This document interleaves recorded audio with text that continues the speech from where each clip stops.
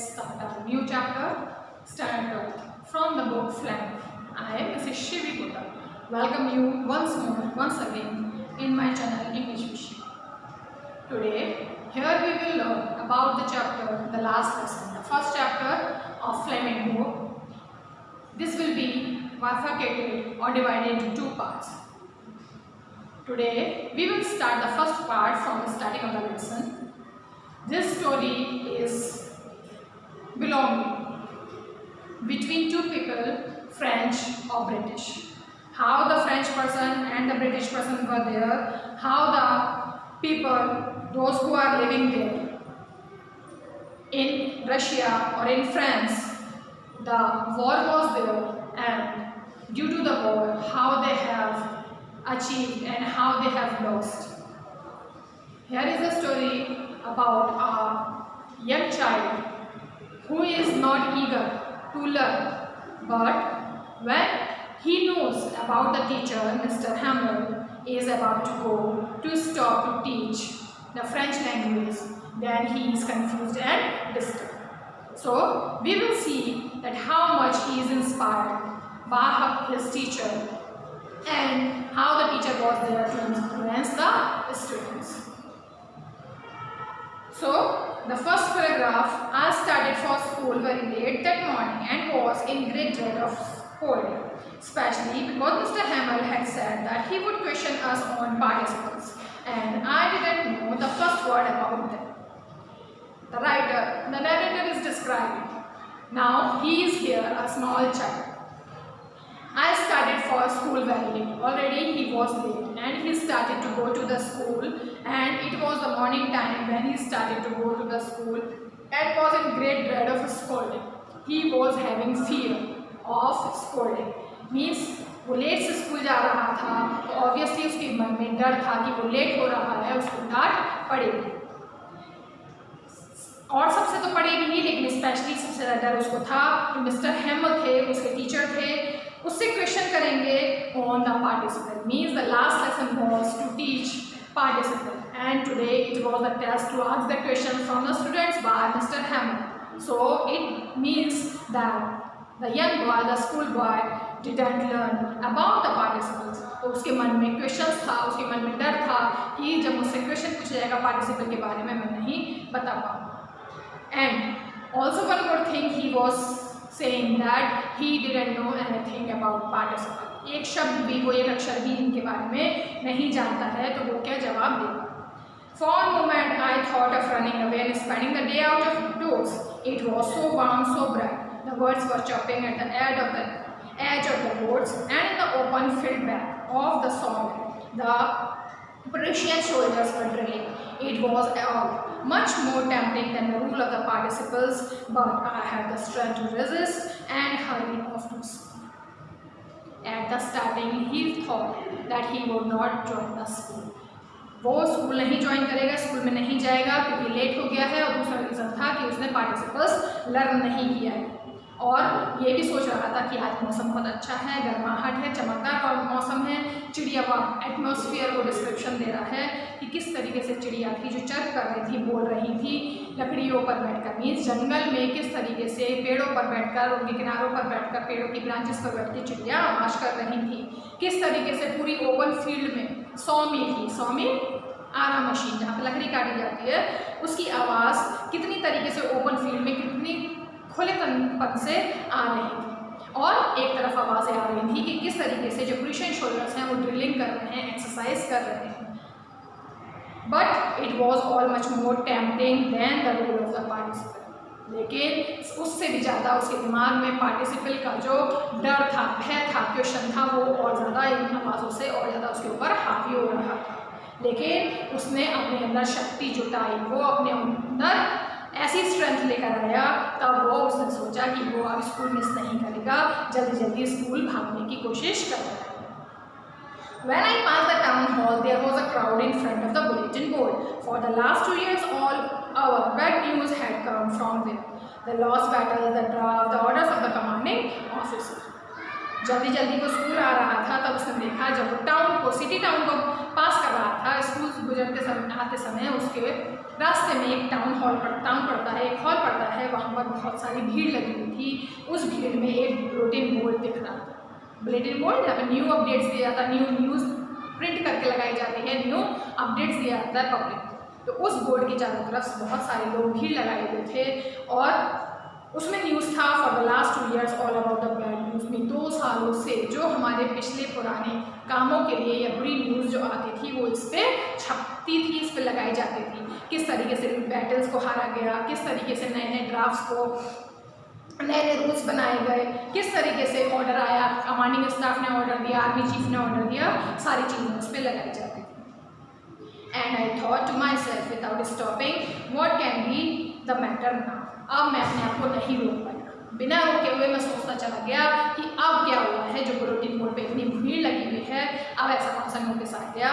मैं अपने आप को नहीं रोक पाया और मैं वो नोटिस बोर्ड देखने चला गया।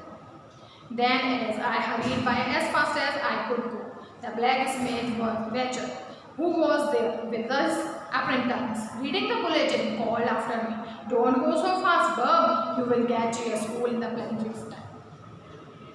अब नरेटर बोल रहा है, जैसे ही मैं बुलेटिन बोर्ड के पास पहुंचता हूँ, he was in hurry, and as soon as possible he was there to reach near the bulletin board.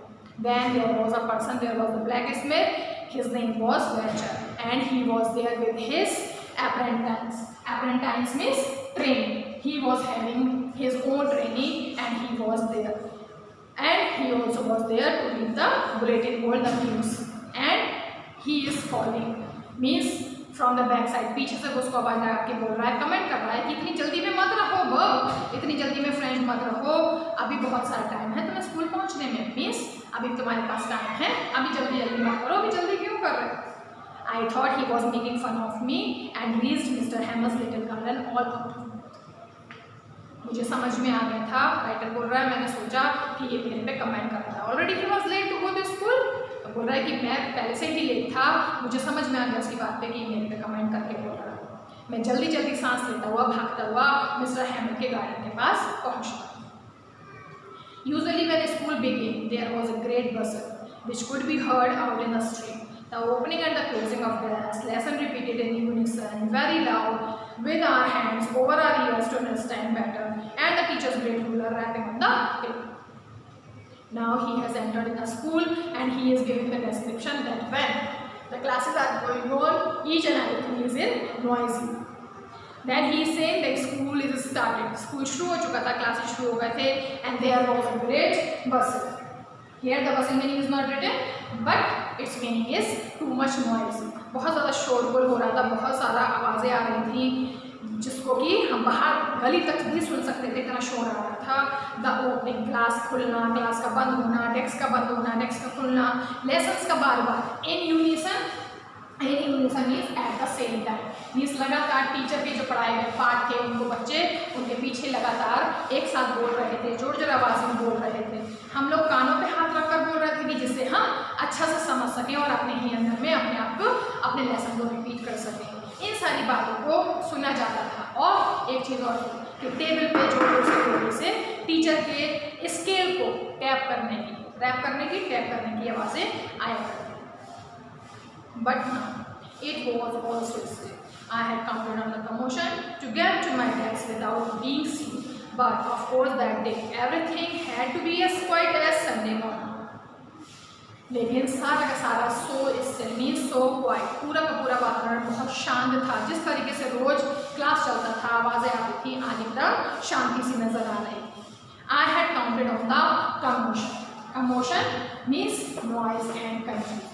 मैंने अपने मन में जो इस तरीके का नॉइज शोर आता है वो मेरे मन में कंफ्यूजन क्रिएट कर रहा था कि आज ऐसा क्या हुआ जो इतनी शांति हो रही थी। तो वो अपने to get to my desk without being seen, मैं चुपचाप से अपनी डेस्क में जाने जा रहा था बिना किसी को दिखाए हुए। मीन्स मैं ऐसे चुपचाप से जा रहा था कि कोई मुझे ना देख सके और कोई मुझ पर कमेंट ना कर सके, कोई मुझे ना डांटे। बट उस दिन सारी की सारी चीज़ें ऐसी शांत थी जैसे संडे मॉर्निंग में हुआ करती हैं। संडे में क्या होता है, स्कूल्स नहीं चलते, क्लासेस नहीं चलते हैं, सारी चीज़ एकदम शांत होती है। तो ऐसे ही ऐसा लग रहा था उस दिन की संडे मॉर्निंग हो और सारी चीज़ें शांत थी। Through the window, I saw my classmates already in their places and Mr. Hammer walking up and down with his terrible iron ruler under his arm. I had to open the door and go in before everyone. You can imagine how I blushed and how frightened I was. क्या होता है generally? What happens when all the hall is filled with the audiences and with the classmates? तो अब हम अगर entry करते हैं तब हम एकदम शर्म से लाल हो जाते हैं। वही स्थिति अभी यहाँ पे इस बच्चे की थी, फ्रेंड्स की थी। तो वो क्या बोल रहा है कि मैंने खिड़की से झांक कर देखा, I peeped out from the window, कि सारे लोग क्या कर रहे हैं। तब मेरे क्लासमेट्स वहाँ आराम से बैठे हुए थे, अपनी अपनी जगह पर एकदम आराम से बैठे हुए थे। और मिस्टर हैवेल क्लासरूम में अपनी स्टिक से, लोहे की एकदम भयानक सी, टेरेबल आयरन स्टिक, भयानक सी लोहे की स्टिक को घुमा रहे हैं और वो मूव कर रहे हैं। तब मैं धीरे से आराम से, मुझे दरवाज़ा खोलना पड़ा और मैं वहाँ पर उन सबके सामने आकर खड़ा हो गया। आप इमेजिन कर सकते हो कि इस सारे बच्चों के सामने, सारे क्लास के सामने मैं कितना शर्मिंदगी महसूस कर रहा था। ब्लश्ड मीन शेम, कितना शर्मिंदगी महसूस कर रहा था और मैं थोड़ा सा फ्राइटेंड भी था। He was very much frightened in front of all the classmates. But nothing happened. Hammond saw me and said very kindly, "Go to your place quickly, little friends. We were beginning without you." He was too much shocked and frightened. बहुत डरा हुआ था वो, लेकिन mister हैमल ने जैसे ही उसको देखा वैसे ही बड़े प्यार से, बड़े आराम से उसको बोलता है, जाओ अपनी सीट पर जाकर बैठ जाओ, छोटे से बच्चे, छोटे फ्रेंड्स, हम लोग शुरू करने वाले हैं, तुम्हारे बिना ही शुरू कर दें। I jumped over the bench and sat down at my desk. Not till then, when I had got a little over my fright, did I see that our teacher had on his beautiful green coat. I jumped over the bench. जैसे ही मेरे teacher ने मुझसे कहा, मेरा डर थोड़ा सा ख़त्म हो चुका था। मैं खुशी से बेंच के ऊपर जल्दी से उछल कर आ गया और अपने डेस्क पे बैठ गया। तब तक भी मैं थोड़ा सा शांत नहीं था। मेरे अंदर हल्का फुल्का सा डर बचा हुआ था।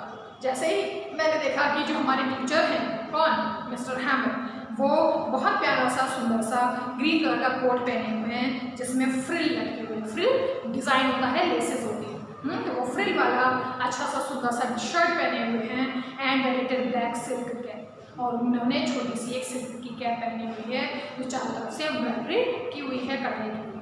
That he never wore except on inspection and prize days. ऐसी ड्रेस उन्होंने कभी नहीं पहनी थी, वो तभी पहनते थे जब कोई स्पेशल डेज होता था, इंस्पेक्शन हुआ करता था या फिर प्राइज डे हुआ करता था, प्राइज डिस्ट्रीब्यूशन होता था। Beside the whole school seemed so strange and so loud, but the thing that surprised me most was to see on the back benches that were always empty, the village people sitting quietly like ourselves, old Hauser with his three-cornered hat, the former mayor, the former postmaster, the several other besides. Now he is saying the description who were there in that hall or in that classroom. Beside the whole school scene, पूरा का पूरा school ऐसा लग रहा था कि बहुत अजीब सा हो, अजनबी सा हो, विचित्र सा और सोलम हो, सोलम एकदम शांत हो, दुखी हो। लेकिन ऐसी एक चीज़ नज़र आ रही थी जो मुझे सरप्राइज कर रही थी।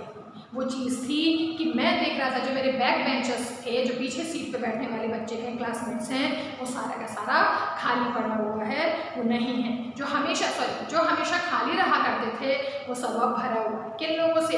वहाँ पर विलेज के लोग, गाँव वाले बैठे हुए हैं जो एकदम शांत हैं, जो आपस में ही शांति से बैठे हुए हैं, जो हम लोग की तरह ही लग रहे हैं, जिसमें एक हौसर है जो ट्राई थ्री कॉलर हैट पहना हुआ है, इस तरीके की शेप की हैट होती है वो पहना हुआ था, और फॉर्मर मेयर थे, former postmaster, several other besides me, इसी तरीके के बड़े बड़े लोग वहाँ बैठे हुए थे। Everybody looked sad, and Hauser had brought an old primer, tumbled at the edges, and he held it open on his knees with his great spectacles lying across the pages. Everybody looked sad. हर एक व्यक्ति शांत और दुखी नजर आ रहा था। Hauser अब एक पुराना प्राइमर लेकर आते हैं। प्राइमर मीन्स एक basic reader of any language. एक रीडर होता है, एक बुक जैसी होती है जो किसी भी लैंग्वेज में प्रिंट की गई होती है, तो उसको वो लेके आते हैं। Tumbled, torn and damage means जो रीडर था वो एकदम से फटी हुई थी और डैमेज हो रखी थी, उसके किनारे एकदम से फटे हुए से थे। उन्होंने उसको अपने घुटनों पे रखा और उस अपने बड़े बड़े चश्मे से उसके पेजेस को देखने लगे और पलटने लगे। While I was wondering about it all, Mr. Hebel noted his chair, and in the same grave and gentle tone which he had used to me, said, "My children, this is the last lesson I shall give." I was wondering. Writer is saying, writer कह रहा है कि मैं shocked था, मैं surprise हो रहा था ये सारा चीज़ देख के कि क्या हो रहा है, आज क्लास नहीं होने के बजाय आज ये सब हो रहा है। मिस्टर हेमल भी अपनी चेयर पर आकर बैठ गए, mounted set on, and in the same grave, in the same set and the same solemnness, graveness, शांति से बैठे, शांति में दुख में बैठे हुए थे और हल्की सी अपनी जेंटल स्वीट टोन में वो बोलते हैं कि आज मैं जो तुमको बताने जा रहा हूँ मेरे बच्चों, वो ये है कि आज का दिन मेरा, आज का जो चैप्टर है, लेसन है, वो आप लोगों के लिए आखिरी चैप्टर होगा। मीन्स आज मैं जो आपको पाठ पढ़ाने जा रहा हूँ वो आज मेरा आखिरी पाठ होगा। The order has come from Berlin to teach only German in the schools of Alsace and Lorraine. The new master comes tomorrow, this is your last French lesson, I want you to be very attentive. अब वो guide कर रहे हैं, Warne कर रहे हैं, बता रहे हैं कि क्यों वो आज लास्ट लेसन देंगे, आज उनका आखिरी दिन क्यों है, क्योंकि ऑर्डर आ चुका है बर्लिन से, बर्लिन ने ऑर्डर दिया है कि जो कोई भी पढ़ाएगा वो सिर्फ एल्ज़ेक के और लोरेन के स्कूल में सिर्फ जर्मन ही पढ़ाएगा, उसको फ्रेंच पढ़ाने का ऑर्डर नहीं है। और जो न्यू मास्टर आएंगे वो तुमको कल से फ्रेंच पढ़ाएंगे। My children, this is the last lesson I shall give you. The order has come from Berlin to teach only German in the schools of Alsace and Lorraine. The new master comes tomorrow. This is your last French lesson. I want you to be very attentive. बोल रहे हैं और reason बता रहे हैं कि क्यों ऐसा है जो मैं आज आखिरी पाठ पढ़ाऊंगा। वो बता रहे हैं कि एल्ज़ेक और लोरेन के जितने भी स्कूल हैं उनको सिर्फ टीचर्स को जर्मन ही पढ़ाना है, उनको जर्मन लैंग्वेज ही सिखाना है। कल तुम्हारे नए मास्टर आएंगे वो तुमको कल से पढ़ाएंगे। आज तुम्हारा फ्रेंच का लास्ट लेसन है, मैं आपको जो कुछ बताऊंगा उसको ध्यानपूर्वक सुनिए। What a thunderclap these words were. Thunderclap used in comparison to refer to something stark. जैसे बिजली की गड़क चकाचौंध पड़ती है एकदम से आके जब कोई शॉक लगता है, उसी तरीके से ये भी उसके लिए, राइटर के लिए बहुत शॉकिंग न्यूज़ था। वो बहुत शॉक हुआ इसको देख के इसको बहुत अजीब सा विचित्र सा लग रहा था। On the wrenches, that was what they had put up at the town hall. Wrenches here it refers to an unfortunate happening. हमारे इस टाउन के लिए कितना अनलकी डे था या अनलकी घटित हो रहा था कि ये शब्द बोले जाते थे। मीन्स जो इतना अच्छा टीचर है फ्रेंच पढ़ाने का वो अब नहीं पढ़ाएगा। तो what they had put up at the town, क्या है, क्या यहाँ आज हमारे टाउन हॉल में रखा जा रहा है, इस तरीके की दुखद घटना क्यों ऐसी हो रही है। My last French lesson, why I hardly knew how to write, I should never learn anymore. I must stop there. Then, oh, how sorry I was for not learning my lessons, for seeking birds' eggs, on going sliding on the sand. Description दे रहा है कि मैं पहले पढ़ना नहीं चाहता था, किस तरीके से मैंने पढ़ना सीखा और अब ऐसा हो रहा है। तो कह रहा है मेरा आज का आखिरी दिन होगा फ्रेंच का, क्यों होगा, मैंने इतनी मुश्किल से लिखना सीखा है फ्रेंच, मैं इतनी मुश्किल से पढ़ना सीख रहा हूँ, मैंने इतनी मुश्किल से सीखा था याद करना और थोड़ा थोड़ा याद करना, अब मुझे यहाँ रोक देना पड़ेगा, तब उसके बाद क्या होगा, ओहो कितनी गलत बात होगी, मैं किस तरीके से अपने पाठ को सीखूंगा, मैं किस तरीके से चिड़ियों के अंडों को खोज करूँगा, उसको सीख करूँगा, उसकी प्रैक्टिकल करूँगा, उसको देखूंगा, किस तरीके से मैं सार नदी पे, सार is river which passes through France, मैं किस तरीके से सार नदी पे जाके स्लाइड करना सीखूंगा। तो ये सारी चीज़ें उसके दिमाग में घूम रही हैं। My books that had seemed such a nuisance a while ago on heavy to carry, my grammar and my history of the sense were old friends now that I couldn't give up. अब बोल रहा है that had seemed such a nuisance, सारा का सारा मुझे इतना nuisance लग रहा था, अजीब लग रहा था, विचित्र सा लग रहा था, मेरे दिमाग में ये सब इतना आया कि मैं इसको बाहर लग रहा था, मैं इसको सहन नहीं कर पा रहा था। मेरी जो ग्रामर है, मेरे जो हिस्ट्री के सेंट्स हैं, मीन्स जो मेरे सन्यासी थे, जो हिस्ट्री में आया करते थे पाठ में, मेरे जो पुराने दोस्त हैं, वो सारे लोग, अब सबको मुझे त्यागना पड़ेगा। आई कुडंट गिव अप, मैं त्याग नहीं कर सकता हूँ, मैं नहीं छोड़ सकता हूँ। And mister हैमल took the idea that he was going away, that I should never see him again, made me forget all about his ruler and how cranky he was. अब मिस्टर हैमल भी हमको नहीं पढ़ाएंगे, वो भी सब कुछ छोड़ के जा रहे हैं। ये सारा आइडिया उनको यहाँ से छोड़ के जाने का ये कैसे आया, ये सब कैसे वो कर सकते हैं, मैं अब उनको दोबारा नहीं देख पाऊँगा। और किस तरीके से वो अपने रूलर को अपनी टेबल पे आके बजाया करते थे, किस तरीके से वो क्रैंक शॉर्ट टेम्पर्ड हुआ करते थे, गुस्से में आके वो अपने स्केल को पटका करते थे, किस तरीके से मैं ये सारी चीज़ें अब भूल पाऊँगा। Poor man. It was in honor of this last lesson that he had put on his fine Sunday clothes. मतलब एक लाइन उसने बोला कि मैं आज आखिरी पार्ट आपको पढ़ाने जा रहा हूँ। उसके बाद नरेटर के मन में कितनी सारे सवाल, कितनी सारी चीज़ें घूम जाती हैं। बोल रहा poor man, it was a honour of this last lesson. हाँ, अब हमको इस आखिरी पाठ का उनको रेस्पेक्ट देना चाहिए, सम्मान देना चाहिए, उनको ध्यान से सुनना चाहिए।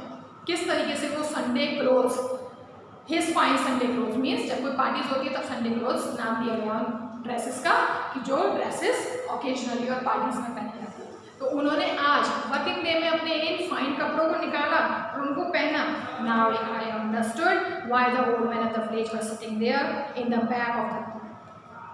अब राइटर बोल रहा है, अब मुझे समझ में आया कि क्यों पीछे वाली सीट पे सारे गाँव वाले आके पेयर आकर बैठे थे। It was because they were sorry. To that they had not gone to school more, but it was their way of thanking our master for his 40 years of faithful service and of showing their respect for the country that were theirs now. वो लोग सब दुखी थे, सिर्फ उसके ही लिए नहीं, वो लोग आकर वहाँ बैठे थे, सॉरी ही नहीं थे, बल्कि उनको अब आगे वापस वो स्कूल नहीं आ पाएंगे, वो सभी के लिए भी वो आए थे। और it was their way to thank you, उनका अपना ही तरीका था हमारे इस मास्टर को, जो हमारा ग्रेट मास्टर है, जिसने अपनी फेथफुल सर्विस, अपनी रेस्पेक्टफुल सर्विस, एक विश्वसनीय सर्विस हमको सेवा दी। वो 40 साल की थी, उनको किस तरीके से धन्यवाद दें, ये हमारे गांव वालों का, बूढ़े लोगों का एक तरीका था। और वो रिस्पेक्ट दिखा रहे थे कि किस तरीके से एक मिस्टर हैमल, किस तरीके से हमारे मास्टर ने अपने कंट्री के लिए, अपने देश के लिए रिस्पेक्ट दिखाया है कि उनको फ्रेंच छोड़ना पड़ेगा, जर्मन पढ़ाना पड़ेगा, ये उनका तरीका था। इससे ज़्यादा वो और कुछ शायद नहीं कर सकते। While I was thinking of all this, I heard my name called. It was my turn to recite. What would I not have given to be able to say that dreadful rule for the participant all? अचानक से ये सब बातें narrator के दिमाग में घूम रही, ये सब सोच ही रहा था वो, तभी अचानक से उसका नाम बुलाया जाता है, उसको अपने कान में अपना नाम सुनाई देता पड़ा। अब उसका टर्न था कुछ बोलने का, कुछ कहने का। अब राइटर कंफ्यूज हो रहा था कि what would I not have given to be able to say, मेरे पास कुछ नहीं था कुछ बोलने का, कुछ देने का, क्योंकि अभी सारा कुछ जो हुआ वो पार्टिसिपेट के लिए, सारा जो पूरा रूल था, ड्रेडफुल रूल, भयानक सा जो नियम है पार्टिसिपेट का, उसके बारे में मुझे बोलना था। पहले से ही वो कुछ नहीं जान रहा था, अब तो उसके दिमाग में दूसरी चीज़ें चलने लग गई, तो सारी चीज़ें उसके दिमाग से अब हट रही थी, उसके पास कुछ नहीं था बोलने के। Very loud and clear and without one mistake, but I got mixed up on the first words and stood there, holding on my desk, my heart beating and not daring to move. मैं आया, मैं बोला, लेकिन सारा कुछ mix हो गया था। मैं पहले शब्द में ही इतना मिक्स हो गया, इतना उलझ गया कि मैं वहीं वापस खड़ा रह गया। मुझे वहीं पे पनिशमेंट मिला, मुझे वहीं पे डेस्क पे खड़ा रहने के लिए बोला गया। मेरी हार्ट बीटिंग इतनी तेज़ चल रही थी कि मैं अब हिम्मत भी नहीं कर पा रहा था ऊपर देखने। I heard mister Hamel to me, I want to scold you little friend, you must feel bad enough, see how it is, every day we have said to ourselves, I have plenty of time। Mister हैमल आज बहुत polite थे और वो आराम से मुझसे प्यार से बोल रहे हैं कि मैं तुमको डांटूंगा नहीं, मैं तुमको डांटने वाला नहीं हूँ छोटे प्यारे फ्रेंड्स, तुमको ज़रूर हाँ लगना चाहिए, बुरा तुमको लग रहा है, बुरा तुमको लग रहा है, लेकिन देखो कि कैसे ये है कि हर एक रोज़ हम यहाँ आते हैं, हम तुम लोगों से बोलते हैं, we have said to ourselves, हम लोगों को अपने आप से प्रॉमिस करना पड़ेगा, कहना पड़ेगा कि I have plenty of time, कि मेरे पास बहुत सारा समय है। I will learn it tomorrow, मैं तुमको कल बताऊंगा। And now you see where we have come out, अब हम कहाँ, समझ में आया ये मतलब रोज हम अपने आप से बोलते हैं कि हाँ अभी बहुत टाइम है, हम पढ़ाई करेंगे, कल बताएंगे, ऐसे करते करते आज देखो हम कहाँ आ गए कि हम कुछ नहीं सीख पाए हैं और हम इस कंडीशन में आके आज खड़े हो गए। That's a great trouble with Elzek. She puts off learning till tomorrow. Now those fellows out there will have the right to say to you, how is it you pretend to be Frenchmen and yet you can neither speak nor write your own language, but you are not the worst poor little French we have all a great deal to reproach ourselves. एक teacher का काम क्या होता है? Motivate करना students को। French अपनी ही language को ना बोल पा रहा था ना लिख पा रहा था, उसके बावजूद भी उसके टीचर उसको समझा रहे थे, मोटिवेट कर रहे थे। क्या होता है देखिए, that's the great trouble with Alsace. Alsace के साथ कितना खराब हुआ है, कितना उसके पास कष्ट आया है। She puts of learning till tomorrow, कि कल आगे तक सीखने के लिए उसको कंटिन्यू करना पड़ रहा है। Now these fellows out there will have right to say to you, अब जो दोस्त हैं, क्लासमेट्स हैं, वो अब आगे बताएंगे कि अब क्या कहना है, क्या करना है। How is it you pretend to be French, कैसे लगता है कि जब हम लोग अपने आप को ही फ्रेंच में कहने का बहाना बनाते हैं, हम अपने आप को फ्रेंच बोलते हैं, but you can neither speak nor right your language. लेकिन कैसे तुम फ्रेंच हो? अगर हम इंडियन हैं, हमको हिंदी लिखनी नहीं आएगी, तो कैसे हम हिंदुस्तानी? ऐसे वो बोल रहा है कि हम फ्रेंच, क्या फ्रेंच कहलाएंगे जब हमको फ्रेंच बोलना ही नहीं आएगा और लिखना ही नहीं आएगा। But you are not the person, वो सिखा रहा है फ्रेंच को कि तुम बेचारे से छोटे से खराब नहीं हो, तुम एकदम बुरे नहीं हो, लेकिन मेरे प्यारे फ्रेंच तुम अपने आप को पुश करो, अपने आप को तुम्हें अपने आप को ही समझाना होगा, तुम्हें अपने आप को ही कहलाओ। मीन्स हम लोगों को, हम ह्यूमैनिटी को, हम ह्यूमन को अपने आप को ही सीख लेनी होगी कि किस तरीके से हमें आगे बढ़ना है और सीखना है। तो मैं आपको भी ये आज मॉरल देती हूँ कि you have to push to yourself, we have to push, we have to motivate ourselves to go, to continue in the life, to be the better and faster and a clear life. So thank you for today. Please like and subscribe my channel English Vision. Bye.